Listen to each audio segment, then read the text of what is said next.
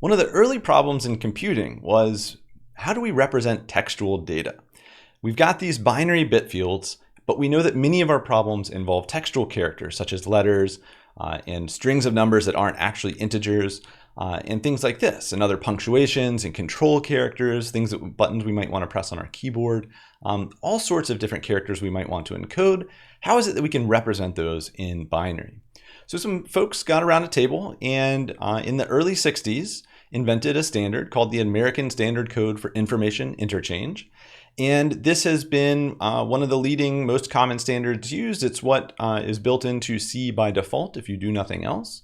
And it's been extended and superseded by some other extended character sets as we've added more languages into our computing systems.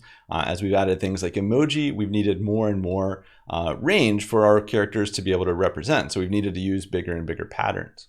And so ASCII actually does form the basis for the Unicode transformation format, or UTF-8, which is what most modern systems wind up using to store data if they need to store things like languages such as Arabic or Chinese, Japanese.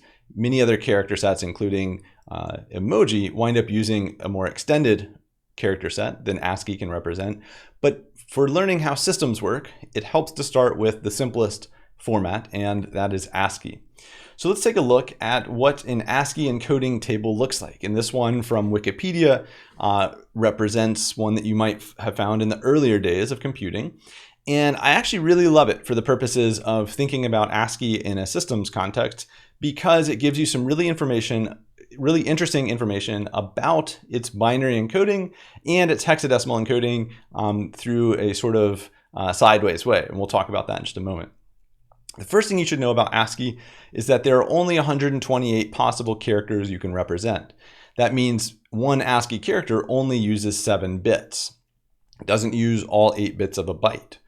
In the early days, that 8th bit was used to do something called parity encoding, and that allowed someone who was interpreting some ASCII data to check whether or not there was potentially some corruption in the data, and to know with some degree of certainty that, oh, it looks like this character was actually improperly recorded onto this piece of tape, right? And we were using physical tape at the time. And so there are only 7 bits, and that's going to explain some of the organization of this chart. And as we know, because there are 7 bits, there's going to be some high order bits and some low order bits. So I'm going to do just 3 zeros for my high order, and I'll just label that, and 4 zeros for my low order. And to understand this table, it helps to be thinking about these two groupings, right? Because what you'll see along the top column here, or sorry, the top row, are the high order bit encodings, right? And what you'll see along this sequence of columns are the low order bits of any of these characters, right? So let's take a look a little bit more closely at and try and see if we can find, well, where in this table do we see capital letters? And well, here's A, right? And A goes all the way down through O, all the way down here, right? And Z is up here. And so we see that these two columns fully encode the English letters A through Z in a capitalized form. And notice that if we wanted to encode, let's say B, right? So I'm gonna select this B right here. Well, the way that we would know what its bit pattern is we could look up at the top and we could see, oh, okay, the high order bits are 1, 0, 0. So I'm going to change this to a 1. And for B, if we go along this column and we look at these 4 bits right here, 0, 0, 1, 0, 0, 0, 1, 0, those are the low order bits that would allow us to encode B.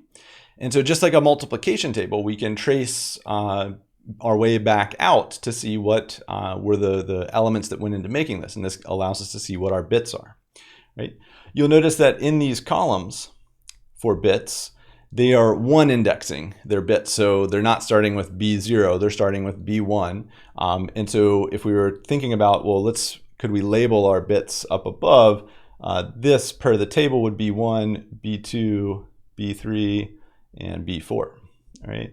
And this would be B5, B6, and B7. right? And so you can see up along this column, they're kind of telling you, okay, in this direction, these are our high order bits 5 through 7, and these are 1, 2, 3, 4, right? So that's great. We know now how to derive the binary bit pattern for any character. And you'll notice that because of the way this table is arranged, so if we were to look at this, this grid here of the low order bits, notice that these are counting up by 1, right? So this is a binary 0, binary 1, binary 2.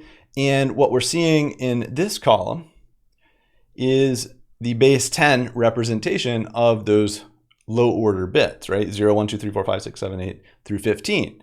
And we actually know that that corresponds directly to our hexadecimal digit set, right? So when we get to 10, this would be A, B, C, D, E, and F, right? So we've got our hexadecimal digits also in a row here, or these are the low order digits.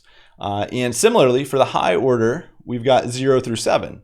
Because notice we can't actually, because we don't have 4 bits in the high order bit, that's all of the different variations we can represent, right? You'll notice as well that when we get to looking at these columns, that we've got different codes for our low or our lowercase letters, right? So here are our lowercase letters. And what I want to try and impress upon you is that people put a lot of intentionality into designing this ASCII table, and they did really clever things, right? There's something kind of weird in that, okay, after Z, notice we've got some other characters that are kind of padding this. We've got an open square bracket, a backslash, a closing square bracket, the caret, underscore, backtick, and then we start our lowercase letters. Well, notice though that means that the only difference between a capital A and a lowercase a are the high order bits. The low order bits stay the same. There's only something changing in the high order bits. Like notice that the only difference between a lowercase character and an uppercase character is one of those high order bits. So if we knew how to flip that bit, we could very easily change any lowercase number into any uppercase letter, right? Similarly, the pattern of numbers is arranged in order. And this allows us to take our codes and compare any two codes within a set of numbers to know which one's greater or less than another, just like we would with an integer using signed or unsigned, or just like we would using signed integer comparisons, right? Or I should say unsigned integer comparisons. Great. What else is interesting here? So another interesting thing is this null character, and this will be important when we talk about how do we encode strings. And notice that the null character is all zeros. So this is a zeroed out ASCII character. There are a lot of characters here that don't necessarily make sense in some of our modern computing contexts, but some that are important to know. The space bar is this symbol here. And we could compute its decimal base 10 value by looking at the bit codes and converting it back, right? So notice that this is on the zeros row. So 1, 2, 4, 8, 16, 32. So the decimal base 10 character code for space is 32. Let's see what else. We've got things like carriage return. This is on Windows, one of those characters that means bring the cursor all the way back to the start of a line, like in a typewriter. The control D that is used for end of transmission or end of file is sending a character code for this particular ASCII character. And so there are character codes that we can't see that are for controlling our system, many of which we don't use anymore, or you probably don't have specific meanings used for today. But the idea is we've got this table that fully encodes all 128 different possible ASCII values, and it each takes up only 7 bits. Now we know that our typical character data type has 8 bits available to it. It's a full byte. And so typically for all of the ASCII characters in this table, there will be a 0 padding at the very front of it. Other encodings besides ASCII or extensions to ASCII will sometimes use that bit to do things like there's some Latin alphabets that will have some of the tildes above the characters, the accent characters. And then a more modern character set like UTF-8 actually winds up taking more than 1 byte, depending on which character you're encoding, but that's all beyond our scope right now. What's important to recognize is that with 7 bits, we can encode any of these characters. There are mappings to, like when you press a key, these same bit patterns, when you press a key on your keyboard, are being sent to your computer and for interpretation.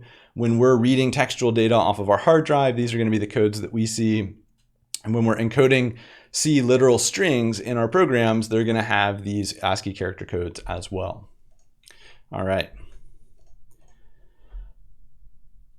So as I mentioned, the lower 7 bits are of a byte in ASCII are reserved for ASCII characters. And the 8th bit is sort of a system dependent option.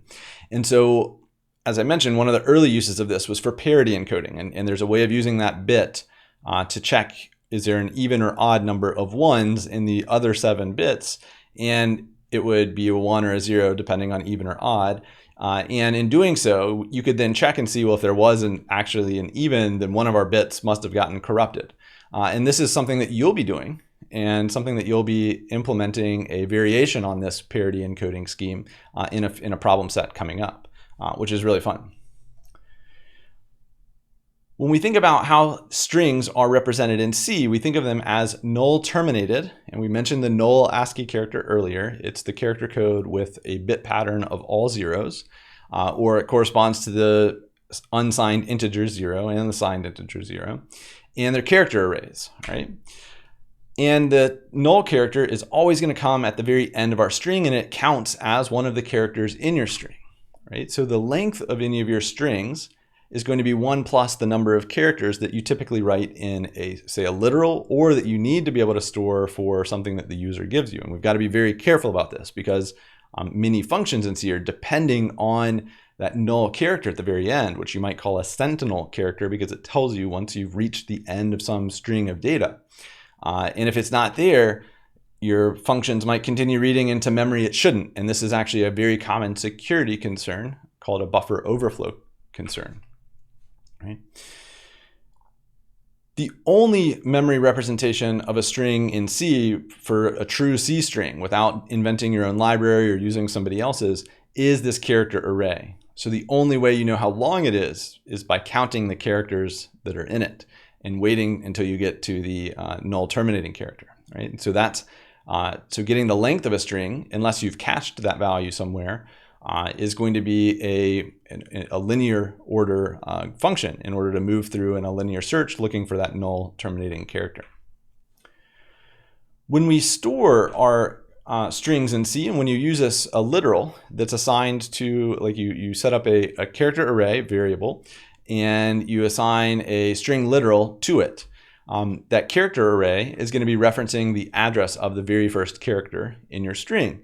And you'll notice something that's kind of peculiar. If we're looking at the string like hello world, where here we've got it moving in this direction, so hello comma world exclamation point, new line, and null terminating character, then what you'll see is kind of interesting is it seems like this might be backwards. Why am I representing this going up in the way that it is?